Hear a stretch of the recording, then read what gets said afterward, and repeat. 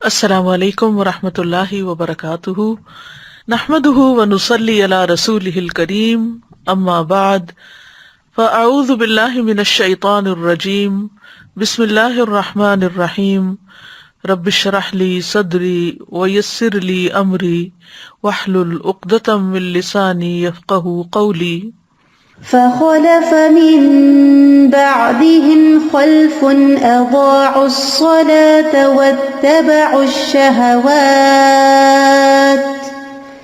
واتبعوا الشهوات فسوف يلقون غيا۔ پھر ان کے بعد ایسے نالائق جانشین ان کی جگہ آئے جنہوں نے نماز کو ضائع کر دیا اور خواہشات کے پیچھے لگ گئے، تو وہ عنقریب گمراہی کو ملیں گے۔ اللہ سبحانہ تعالیٰ نے ہمیں اپنی عبادت کے لیے پیدا کیا ہے۔ سورۃ الذاریات میں آتا ہے وَمَا خَلَقْتُ الْجِنَّ وَالْإِنسَ إِلَّا لِيَعْبُدُونَ، میں نے جن و انس کو محض اس لیے پیدا کیا کہ وہ میری عبادت کریں۔ سورۃ البقرہ میں تمام انسانیت کو مخاطب کرتے ہوئے اللہ سبحانہ تعالیٰ فرماتے ہیں یا ایھا الناس اعبدوا ربکم الذی خلقکم والذین من قبلکم لعلکم تتقون، اے لوگو اپنے رب کی عبادت کرو جس نے تمہیں پیدا کیا اور ان کو بھی جو تم سے پہلے تھے، تاکہ تم بچ جاؤ۔ عبادت کا معنی ہوتا ہے انتہائی خضوع اور عاجزی اختیار کرنا۔ اس عاجزی کی بہترین مثال اور بہترین عبادت نماز ہے۔ نماز عبادت کی اعلیٰ ترین شکل ہے، یہ ایک فرض عبادت ہے۔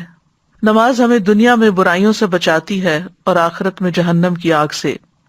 نماز ہماری غلطیوں اور کوتاہیوں کا کفارہ بھی کرتی ہے، اسی لیے قرآن مجید میں اور سنت رسول صلی اللہ علیہ وسلم میں اس کی بہت تاکید آئی ہے۔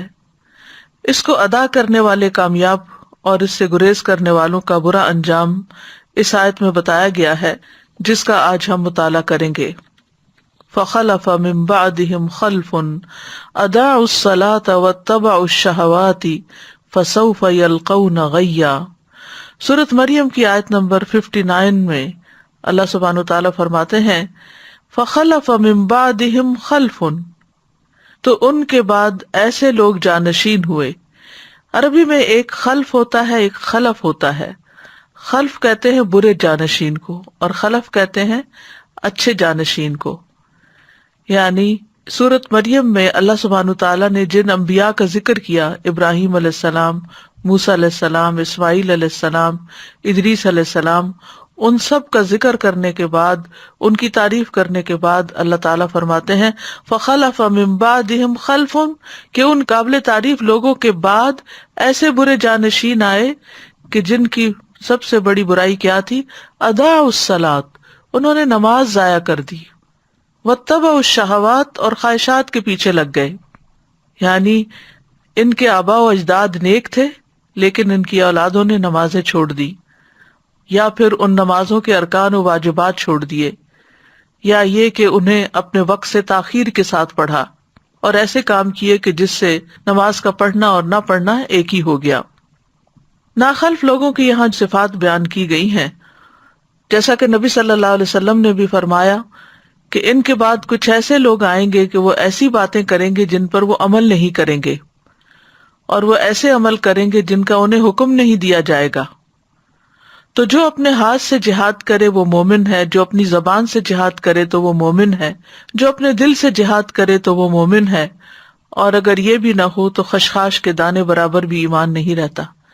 یعنی ایسے لوگوں کو سمجھانا چاہیے زبان سے بھی اور ہاتھ سے بھی، یعنی جیسے اپنے بچے ہیں اور وہ چھوٹے ہیں، ابھی 10 سال کے بعد بھی اگر نماز نہیں پڑھتے تو جیسے کہ حدیث میں آتا ہے کہ ان کو مار بھی سکتے ہیں، تاکہ وہ اگر پیار محبت سے اور سمجھانے سے، واعظ نصیحت سے نہیں سمجھتے تو سختی سے سمجھے، حتیٰ کہ نماز ان کی عادت ہو جائے اور پھر اس کے بعد زندگی میں وہ اس پر چلتے رہیں۔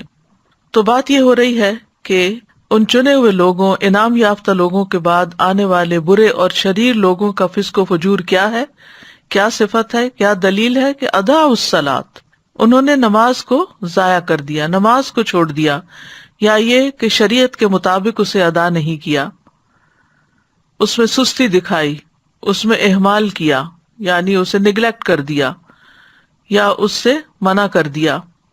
یہ لوگ اللہ سے ڈرنے والے لوگ نہیں تھے۔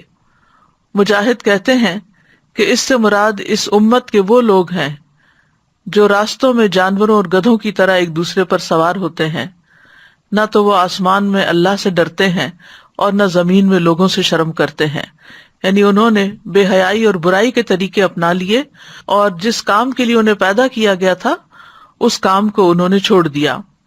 ابو سعید خدری کہتے ہیں کہ میں نے رسول اللہ صلی اللہ علیہ وسلم کو فرماتے ہوئے سنا، 60 سال کے بعد نااہل لوگ پیدا ہوں گے، یعنی نبی صلی اللہ علیہ وسلم کے جانے کے 60 سال بعد، جو نماز کو ضائع کر دیں گے اور خواہشات کی پیروی کریں گے اور جہنم کے گڑھے میں جا پڑیں گے۔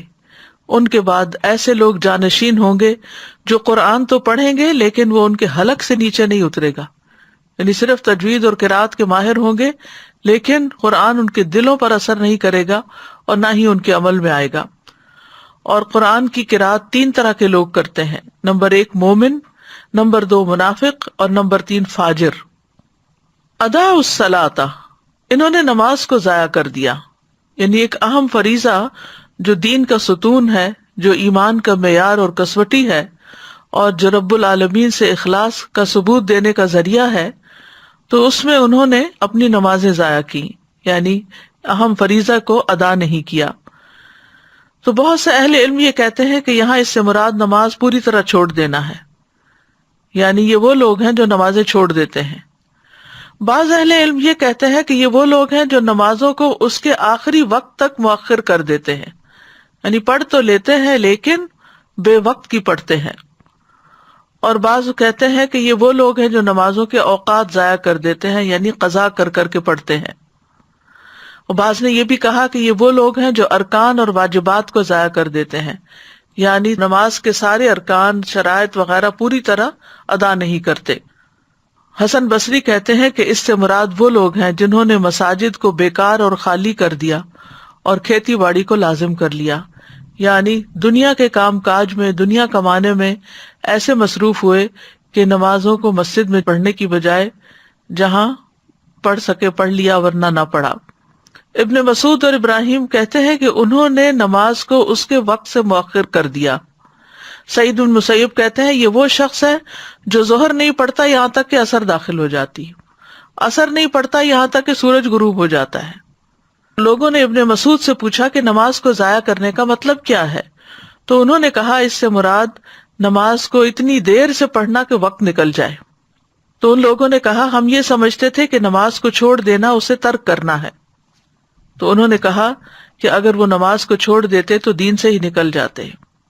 نماز کو لیٹ کرنا بہرحال نفاق کی علامت ہے، جس کا حدیث میں بھی ذکر آیا ہے، اور سستی سے پڑھنا اور دکھاوے کی نماز پڑھنا اور اللہ کو کم یاد کرنا، یہ منافقین کی نماز کی صفات ہیں۔ سورۃ النساء آیت 142 میں اللہ تعالیٰ فرماتے ہیں ان المنافقین یخادعون اللہ وہو خادعہم وَإِذَا قَامُوا إِلَى الصَّلَاةِ قَامُوا كُسَالَىٰ يُرَاءُونَ النَّاسَ وَلَا يَذْكُرُونَ اللَّهَ إِلَّا قَلِيلًا، بے شک منافق لوگ اللہ سے دھوکہ بازی کر رہے ہیں حالانکہ وہ انہیں دھوکہ دینے والا ہے، اور جب وہ نماز کے لیے کھڑے ہوتے ہیں تو سست ہو کر کھڑے ہوتے ہیں، یعنی شوق سے نہیں جاتے نماز کی طرف، خوشی سے نہیں جاتے، لوگوں کو دکھاوا کرتے ہیں اور اللہ کو بہت کم یاد کرتے ہیں۔ رسول اللہ صلی اللہ علیہ وسلم نے فرمایا یہ تو منافق کی نماز ہے، یہ تو منافق کی نماز ہے، یہ تو منافق کی نماز ہے، کہ سورج کو بیٹھے دیکھتا رہتا ہے، جب وہ شیطان کے 2 سینگوں کے درمیان ہوتا ہے، یعنی غروب ہونے کے قریب ہوتا ہے، تو کھڑا ہو کر 4 ٹھونگے مارنے لگ جاتا ہے، اس میں اللہ کا ذکر نہیں کرتا مگر بہت تھوڑا، یعنی اللہ کو یاد کرنے کی بجائے وہ ادھر ادھر کی باتیں سوچتا رہتا ہے، یا بس نماز کو سر سے اتارنے کی فکر کرتا ہے۔ رسول اللہ صلی اللہ علیہ وسلم نے یہ بھی فرمایا کہ بے شک منافقوں پر سب سے زیادہ بھاری نماز عشاء اور فجر کی نماز ہے، دونوں آرام کے وقت ہیں اور نیند کے وقت ہیں، اس لیے ایسے اوقات میں ان کو نماز پڑھنا اور مشکل لگتا ہے۔ سعید بن مسیب کہتے ہیں کہ وہ لوگ حی علی الصلاۃ حی علی الفلاح کے الفاظ سنتے ہیں، تندرست اور صحیح سالم ہونے کے باوجود نماز پڑھنے نہیں جاتے، استغفر اللہ، یعنی آذان کی آواز آتی ہے اس کے باوجود بھی وہ اس سے غفلت برتتے ہیں۔ ایک معنی یہ بھی کیا گیا ہے کہ یہ عمدگی سے نماز نہیں پڑھتے۔ ابو ہریرہ رضی اللہ عنہ کہتے ہیں کہ ایک دن آپ صلی اللہ علیہ وسلم نے ہمیں نماز پڑھائی، پھر مڑے اور فرمایا، اے فلاں، تم نے اپنی نماز اچھی طرح کیوں نہیں ادا کی؟ کیا نمازی کو دکھائی نہیں دیتا جب وہ نماز پڑھتا ہے کہ اس نے کس طرح نماز ادا کی؟ حالانکہ وہ اپنے ہی لیے نماز ادا کرتا ہے، تو پھر چاہیے کہ اچھے سے اچھے طریقے سے ادا کرے۔ اسی طرح ایک معنی یہ بھی ہے کہ جلدی جلدی نماز پڑھنا، بس سر سے اتارنے کی کوشش کرنا۔ حذیفہ رضی اللہ عنہ کہتے ہیں انہوں نے ایک آدمی کو نماز پڑھتے ہوئے دیکھا، اس نے نماز میں کمی کی، یعنی تیز تیز پڑھ رہا تھا، صحیح طرح رکوع اور سجود ادا نہیں کر رہا تھا۔ حذیفہ نے اس سے کہا، تم کتنے عرصے سے ایسی نماز ادا کر رہے ہو؟ اس نے کہا 40 سال سے۔ تو انہوں نے کہا کہ تم نے 40 سال سے کوئی نماز نہیں پڑھی، اگر تم ایسی ہی نماز پڑھتے مر جاتے تو تم محمد صلی اللہ علیہ وسلم کی ملت کے علاوہ ہی مرو گے۔ پھر کہا، بے شک ایک آدمی ہلکی نماز پڑھنے کے باوجود اسے مکمل اور اچھے طریقے سے ادا کر سکتا ہے۔ تو اصل مقصود کیا ہے کہ نماز کا پھر حق ادا کیا جائے، اطمینان سے نماز کے ارکان کو ادا کیا جائے۔ ابو ہریرہ کہتے ہیں کہ رسول اللہ صلی اللہ علیہ وسلم ایک مرتبہ مسجد تشریف لے گئے، اسی وقت ایک شخص آیا اور اس نے نماز پڑھی۔ اس کے بعد نبی صلی اللہ علیہ وسلم کو سلام کیا، آپ نے سلام کا جواب دیا اور فرمایا کہ واپس جاؤ، نماز پڑھو، کیونکہ تم نے نماز نہیں پڑھی۔ وہ لوٹ گیا، اس نے ویسے ہی نماز دوبارہ پڑھ دی جیسے پہلے پڑھی تھی۔ پھر آیا اور نبی صلی اللہ علیہ وسلم کو سلام کیا، آپ نے فرمایا واپس جاؤ، نماز پڑھو، کیونکہ تم نے نماز نہیں پڑھی۔ اس طرح 3 مرتبہ ہوا۔ پھر اس نے کہا، اس ذات کی قسم جس نے آپ کو حق کے ساتھ بھیجا ہے، میں اس سے بہتر نماز ادا نہیں کر سکتا، لہٰذا آپ مجھے سکھا دیجیے۔ آپ نے فرمایا، جب تم نماز کے لیے کھڑے ہو تو تکبیر کہو، اس کے بعد جتنا قرآن تمہیں یاد ہو اس کو پڑھو، یعنی سورۃ فاتحہ کے بعد، پھر رکوع کرو یہاں تک کہ اطمینان سے رکوع کرو، پھر سر اٹھاؤ یہاں تک کہ سیدھے کھڑے ہو جاؤ، پھر سجدہ کرو یہاں تک کہ اطمینان سے سجدہ کرو، پھر سر اٹھاؤ یہاں تک کہ اطمینان سے بیٹھ جاؤ، اور اپنی پوری نماز میں اسی طرح کرو۔ یعنی ہر رکن اس طرح ادا کرنا چاہیے کہ اس کے بعد انسان اپنی جگہ پر ٹھہر جائے سکون سے، اور پھر دوبارہ اگلا رکن ادا کرے۔ پھر اسی طرح رکوع اور سجود میں اگر کمر سیدھی نہ کی جائے اور بس تھوڑا سا جھکا کے سر اٹھا لیا جائے تو آپ نے فرمایا وہ نماز کافی نہ ہوگی جس میں آدمی اپنی پشت کو رکوع اور سجود میں سیدھا نہ رکھے۔ امام شافعی، امام احمد اور اسحاق کہتے ہیں جو اپنے رکوع اور سجدے میں اپنی پشت سیدھی نہیں رکھتا، یعنی اسٹریٹ نہیں ہوتی، اس کی نماز فاسد ہو جاتی ہے۔ ابن قیم رحمۃ اللہ علیہ کہتے ہیں کہ نماز میں یہ 6 صفات منافقوں کی علامت ہے۔ نماز کی طرف جاتے وقت سستی کا مظاہرہ کرنا، نماز ادا کرتے ہوئے لوگوں کے لیے دکھاوا کرنا، اس کی ادائیگی میں تاخیر کرنا، جلدی جلدی ٹھونگے مارنا، اس میں اللہ کا ذکر کم کرنا، اور با جماعت نماز سے پیچھے رہنا۔ تو خلاصہ یہ ہے کہ جو شخص وضو مکمل کرنے اور رکوع اور سجود کو مکمل کرنے کی حفاظت نہ کرے وہ نماز کی حفاظت کرنے والا نہیں ہوتا، اور جو نماز کی حفاظت نہیں کرتا گویا وہ اسے ضائع کر دیتا ہے، اور جو نماز کو ضائع کر دیتا ہے تو وہ باقی شریعت کے تمام احکامات کو بھی زیادہ ضائع کرنے والا ہوتا ہے۔ اور جو شخص نماز کی حفاظت کرتا ہے اللہ اس کے دین کی حفاظت کرتا ہے، اور جو نماز نہیں پڑھتا اس کا تو کوئی دین ہی نہیں ہوتا۔ ایسے لوگوں کی دوسری صفت کیا بتائی گئی؟ واتبعوا الشہوات، کہ وہ خواہشات کے پیچھے لگ گئے، یعنی گناہوں میں پڑ گئے، شراب نوشی میں پڑ گئے، اپنے نفسوں پر شہوت کو ترجیح دی اللہ کی اطاعت کے مقابلے میں، منکرات میں آگے بڑھ گئے۔ نماز کو ضائع کرنے کا بھی سب سے اہم سبب یہی ہے کہ انسان اپنی خواہشات کی تکمیل میں اپنا وقت استعمال کر دیتا ہے، اور جب نماز کا وقت آتا ہے تو یا وہ تھک چکا ہوتا ہے یا پھر اس کا دل بدل چکا ہوتا ہے اور نماز پڑھنے میں اس کا دل ہی نہیں لگتا۔ حضرت علی رضی اللہ عنہ سے اللہ تعالیٰ کے اس قول کے بارے میں مروی ہے کہ خواہشات کی پیروی کرنے والوں سے وہ لوگ مراد ہیں جو مضبوط محل بناتے ہیں، قابل توجہ سواریوں پر سوار ہوتے ہیں اور مشہور لباس پہنتے ہیں۔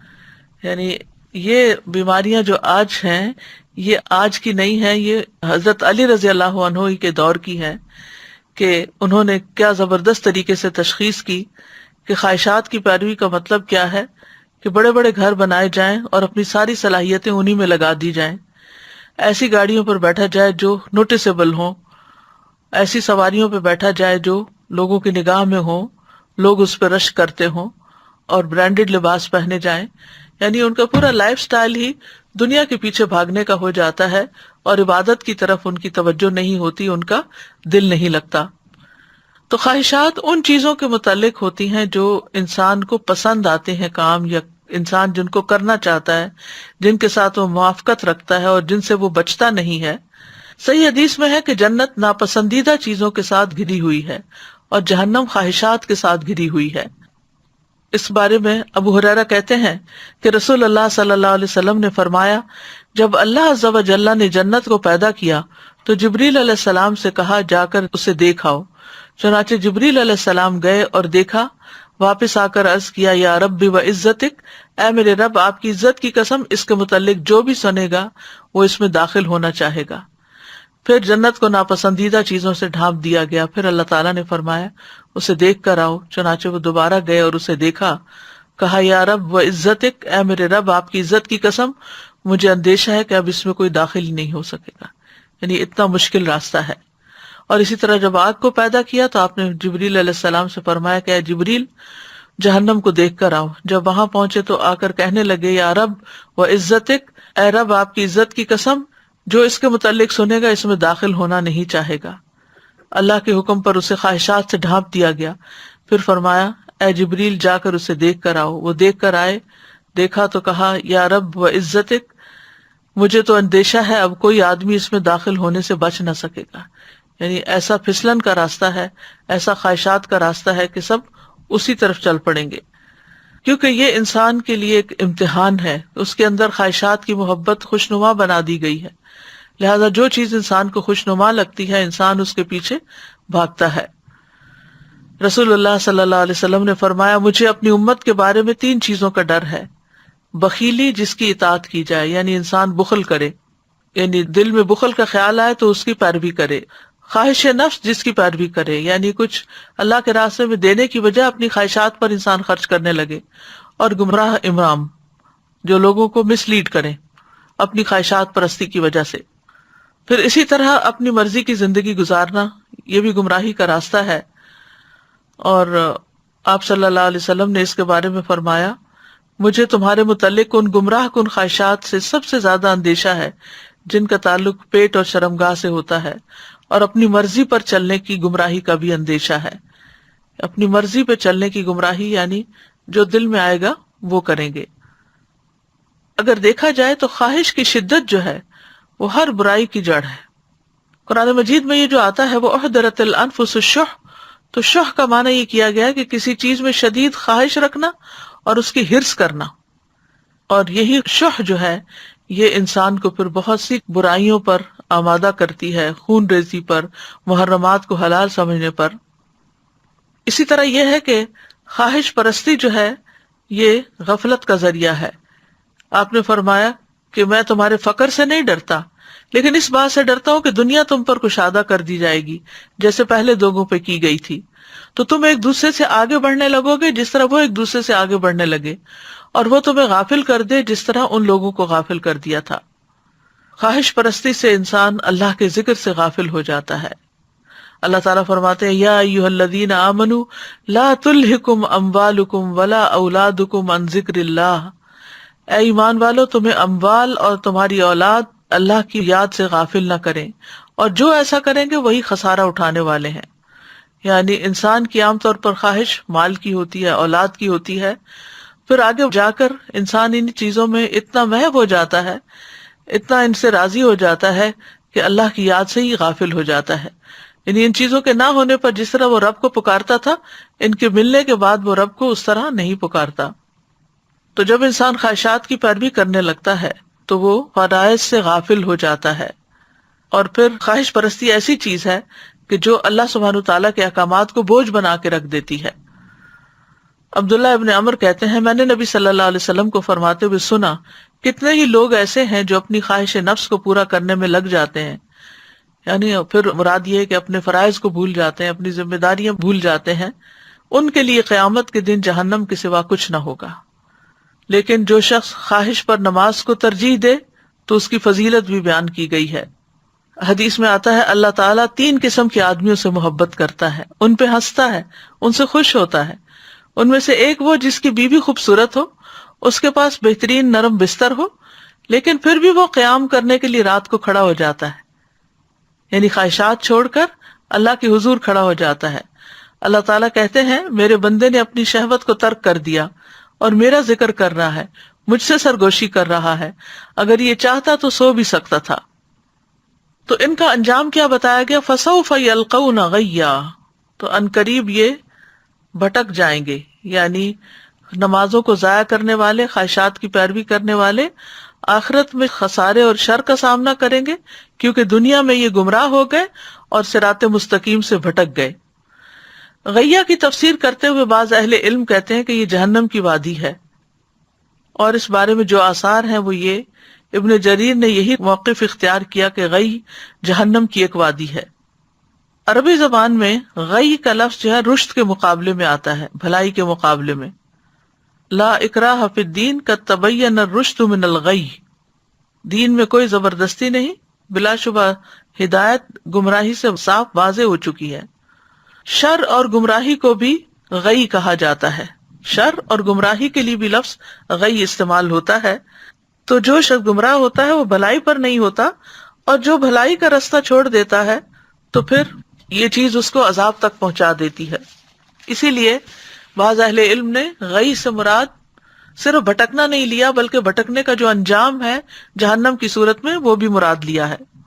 وہب کہتے ہیں کہ نہر فی جہنم بعید قعرہ خبیث طعمہ، کہ یہ جہنم میں ایک نہر ہے کہ جو بہت ہی گہرائی والی ہے اور اس کا کھانا انتہائی خبیث ہے۔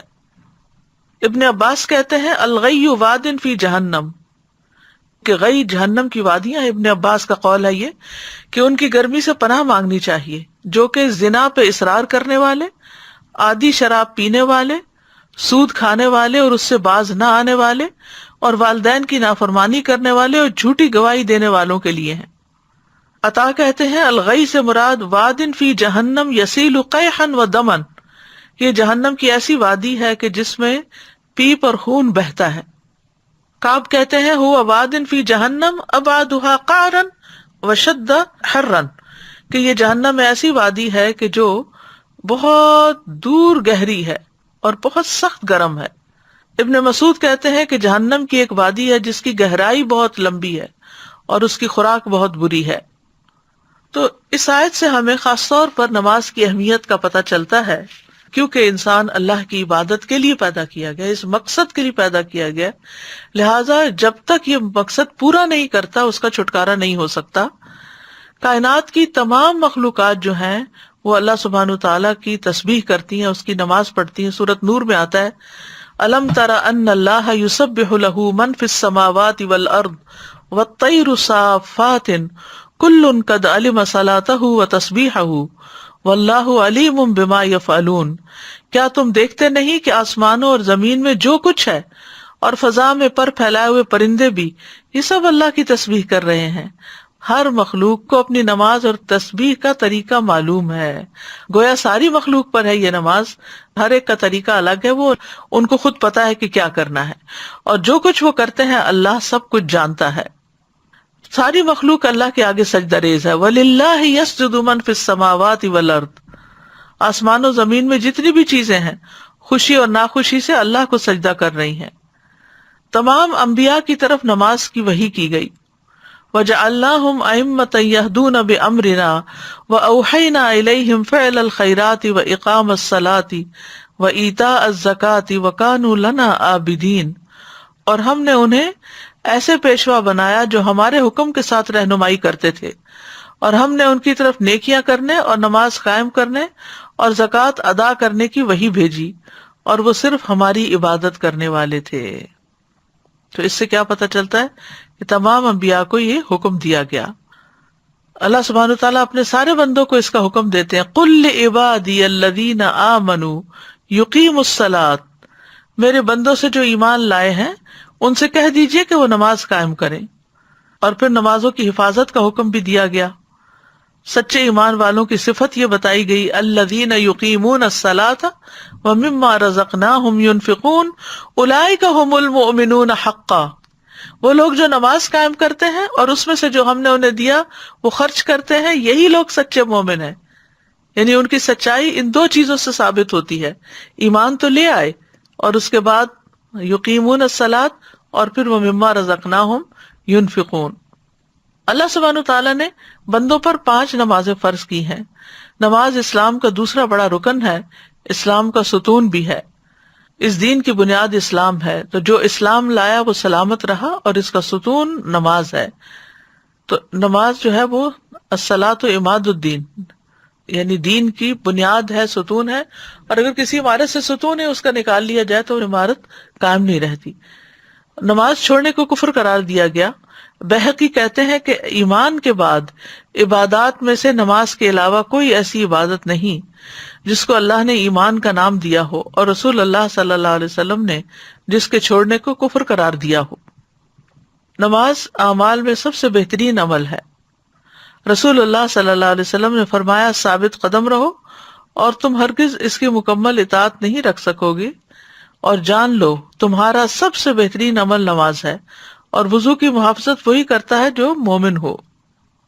تو اس سے یہ پتہ چلتا ہے کہ جب تک انسان اپنی نمازیں پوری نہیں کرتا اس کے باقی اعمال بھی اس طرح قبول نہیں ہوتے، اور سب سے ٹاپ پر نماز ہی ہے۔ اور یہ ایسا فریضہ ہے جو کسی حال میں بھی ساقط نہیں ہوتا۔ کھڑے ہو کر نماز نہیں پڑھ سکتے تو بیٹھ کے پڑھ لیں، بیٹھ کر نہیں پڑھ سکتے تو پہلو کے بل لیٹ کر پڑھ لیں، لیکن نماز جیسے بھی حالات ہوں چھوڑی نہیں جا سکتی، یہاں تک کہ میدان جنگ میں بھی جب دشمن سے مقابلہ ہو تو نماز ادا کرنی چاہیے۔ اللہ سبحانہ وتعالیٰ روزانہ 2 بار فرشتوں سے بندوں کی نماز کی خبر لیتے ہیں، عصر کے وقت اور فجر کے وقت، جب فرشتے تبدیل ہو کر جاتے ہیں اور وہ نمازوں میں ہی آ کر بندوں سے ملتے ہیں۔ اور ہر نماز کے وقت ایک اعلان ہوتا ہے۔ عبداللہ بن مسعود کہتے ہیں کہ رسول اللہ صلی اللہ علیہ وسلم نے فرمایا، جب ہر نماز کا وقت شروع ہوتا ہے تو ایک منادی کرنے والے کو بھیجا جاتا ہے، وہ کہتا ہے، آدم کے بیٹو اٹھو اور اس آگ کو بجھاؤ جو تم نے اپنے نفسوں کے لیے جلائی ہے۔ تو وہ کھڑے ہوتے ہیں اور وضو کرتے ہیں تو ان کی آنکھوں سے ان کے گناہ جھڑ جاتے ہیں۔ جب وہ نماز پڑھتے ہیں تو سابقہ نماز کے درمیانی وقفے میں ہونے والے گناہ بخش دیے جاتے ہیں، یعنی پچھلی نماز اور موجودہ نماز کے بیچ میں جو غلطیاں ہوئی ان کو معاف کر دیا جاتا ہے۔ اور یہی معاملہ پھر عصر کے وقت ہوتا ہے، اور جب مغرب ہوتی ہے تو یہی معاملہ پیش آتا ہے، جب عشاء کا وقت ہوتا ہے تو اسی طرح ہوتا ہے، جب لوگ سوتے ہیں تو وہ بخشے ہوئے ہوتے ہیں۔ پھر آپ نے فرمایا، لوگ بھلائی کی حالت میں رات گزارتے ہیں اور بعض لوگ شر کی حالت میں لتھڑ کر یا شر میں لتھڑ کر یعنی گندے کام کرتے ہوئے رات گزارتے ہیں۔ نماز کی اتنی اہمیت ہے کہ نبی صلی اللہ علیہ وسلم نے سخت بیماری میں بھی نماز کی فکر کی تھی۔ عبید اللہ بن عبداللہ سے روایت ہے، وہ کہتے ہیں کہ ایک مرتبہ میں عائشہ رضی اللہ عنہا کی خدمت میں حاضر ہوا اور میں نے عرض کیا کہ آپ مجھے رسول اللہ صلی اللہ علیہ وسلم کے مرض الوفات کے بارے میں کچھ بتائیں گی؟ انہوں نے کہا، کیوں نہیں؟ رسول اللہ صلی اللہ علیہ وسلم کی طبیعت جب بجھل ہوئی تو آپ نے پوچھا، کیا لوگ نماز پڑھ چکے ہیں؟ ہم نے کہا، نہیں یا رسول اللہ، وہ آپ کا انتظار کر رہے ہیں۔ آپ نے فرمایا، میرے لیے ایک ٹب میں پانی رکھو۔ ہم نے ایسا ہی کیا۔ آپ نے غسل کیا اور جانے کے لیے کھڑے ہونے ہی لگے تھے کہ آپ پہ بے ہوشی طاری ہو گئی۔ جب افاقہ ہوا پھر یہی سوال پوچھا، کیا لوگ نماز پڑھ چکے ہیں؟ ہم نے کہا، نہیں یا رسول اللہ، وہ آپ کا انتظار کر رہے ہیں۔ آپ نے فرمایا، میرے لیے ٹب میں پانی رکھو۔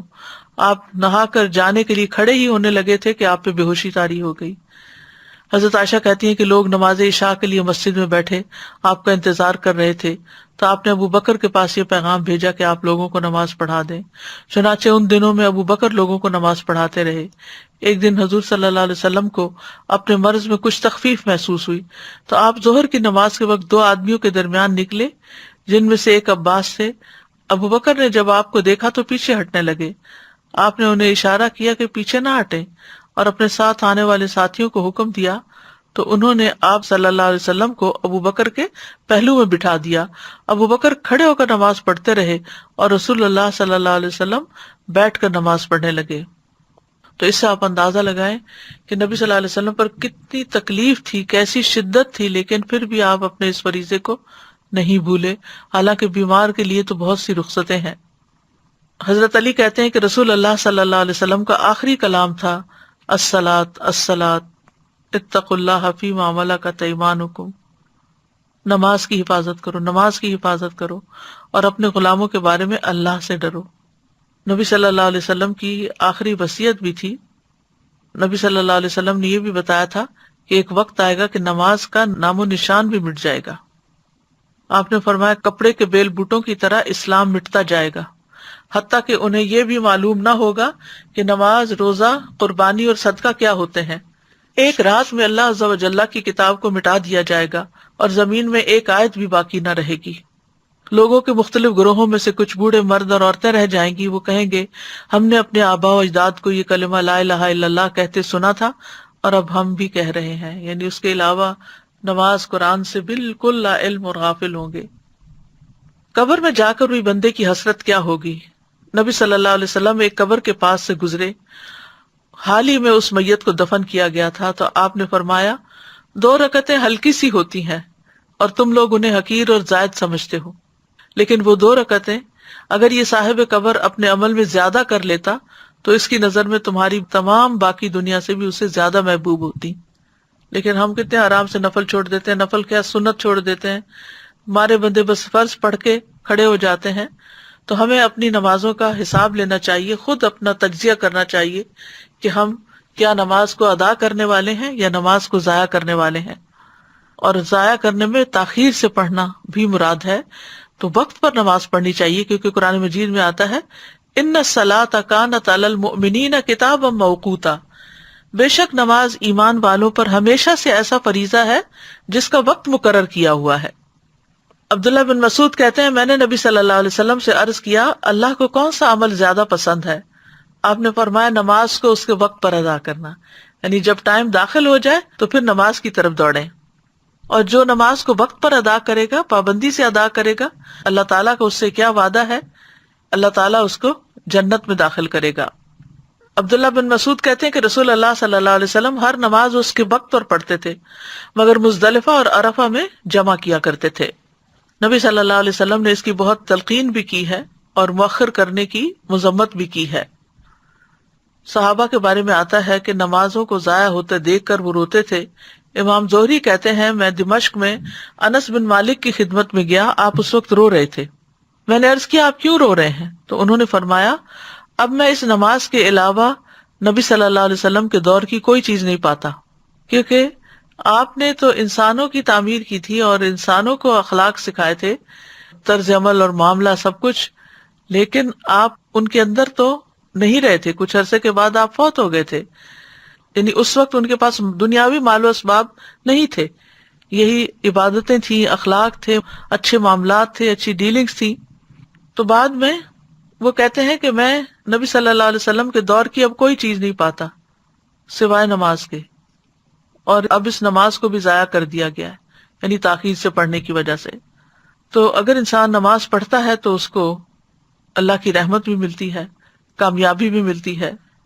قد افلح المؤمنون الذین هم فی صلاتهم خاشعون، سورۃ النور میں آتا ہے وَأَقِیمُوا الصَّلَاةَ وَآتُوا الزَّکَاةَ وَأَطِیعُوا الرَّسُولَ لَعَلَّکُمْ تُرْحَمُونَ، اور نماز قائم کرو اور زکوٰۃ ادا کرو اور رسول کا حکم مانو تاکہ تم رحم کیے جاؤ۔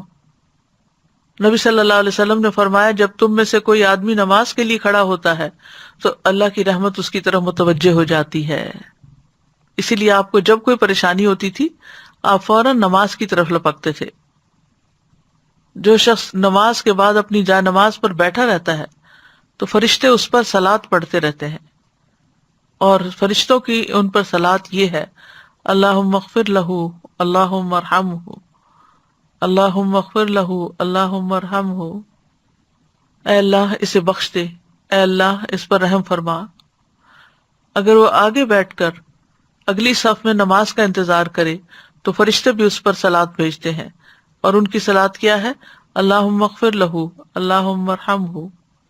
پھر یہ ہے کہ نماز پڑھنے سے خوف اور غم سے نجات ملتی ہے، پھر اللہ کی مدد آتی ہے۔ اسی لیے تمام انبیاء جب کوئی مسئلہ درپیش ہوتا تھا تو نماز پڑھنے لگتے تھے، یعنی نفل نماز، پھر اللہ کی حفاظت ملتی ہے۔ آپ نے فرمایا من صلی الصبح فہو فی ذمۃ اللہ، جو صبح کی نماز پڑھتا ہے وہ اللہ کے ذمے میں ہے، یعنی اللہ تعالیٰ کی اس کو حفاظت حاصل ہوگی۔ نماز صحت اور تندرستی کا سبب بھی ہے، حشاش بشاش ہونا اور خوش مزاجی نماز ہی سے حاصل ہوتی ہے۔ ابن القیم کہتے ہیں اللہ کا ذکر کرنا، اس کی طرف متوجہ ہونا، اس کی طرف رجوع کرنا اور مدد لینے کے لیے جانا، نماز کی طرف جانا۔ کتنے ہی ان میں سے ایسے بیمار ہیں جنہیں شفا دے دی گئی اور کتنے ہی بیماروں کو عافیت دے دی گئی۔ یعنی نماز کا ایک فائدہ کیا ہوا کہ نماز پڑھنے سے وہ بیماری نہیں ہوئے۔ ظاہر وضو کر کے انسان سارے جراثیم سے پاک ہوتا ہے، پھر نماز ادا کرتا ہے، وہ ایک ایکسرسائز بھی ہے، اس میں اللہ کا ذکر بھی ہے، وہ ایک روحانی ٹانک بھی ہے۔ تو جو بیمار تھے ان کو شفا ہو گئی اور کتنے ہی بیماروں کو عافیت دے دی گئی، یعنی وہ اس مصیبت سے بچ گئے۔ پھر اسی طرح گناہ مٹتے ہیں، وَأَقِمِ الصَّلَاةَ طَرَفَيِ النَّهَارِ وَزُلَفًا مِّنَ اللَّيْلِ إِنَّ الْحَسَنَاتِ يُذْهِبْنَ السَّيِّئَاتِ ذَلِكَ ذِكْرَىٰ لِلذَّاكِرِينَ، اور دن کے ان دونوں سروں پر اور کچھ رات گزرنے پر نماز قائم کرو، بلا شبہ نیکیاں برائیوں کو دور کر دیتی ہیں۔ یہ ایک یاد دہانی ہے یاد کرنے والوں کے لیے۔ پھر اسی طرح گناہوں کا دھل جانا، گناہوں کا جھڑنا، اور پھر برائی اور بے حیائی سے حفاظت ملنا۔ قرآن مجید میں آتا ہے ان الصلاۃ تنہی عن الفحشاء والمنکر، کہ بے شک نماز بے حیائی اور برائی سے روکتی ہے۔ حدیث میں اس کو نور کہا گیا ہے، الصلاۃ نور۔